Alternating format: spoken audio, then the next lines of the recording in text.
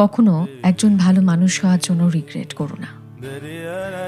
আমাদের প্রত্যেকের জীবনেই এমনটা ঘটে কোনো না কোনো সময়, যখন কিছু ভুল মানুষের পাল্লায় পড়ে তাদের খারাপ ব্যবহারগুলোতে আমরা এতটাই প্রভাবিত হয়ে পড়ি যে তখন নিজের ভালো মানসিকতার জন্য রিগ্রেট হয়।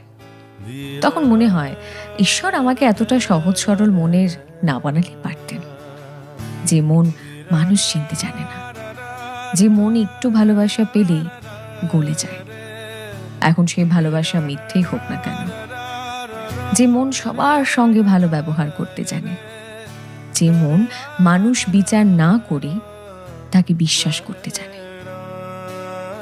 ঈশ্বর এমন ভালো মানুষ করে আমাকে না পাঠালেই পারতেন। তবে মজার ব্যাপার কি জানো তো, তোমার এই ভালো মানুষ হওয়া এটা তোমার দুর্বলতা নয়, বরং এটা তোমার বিউটি।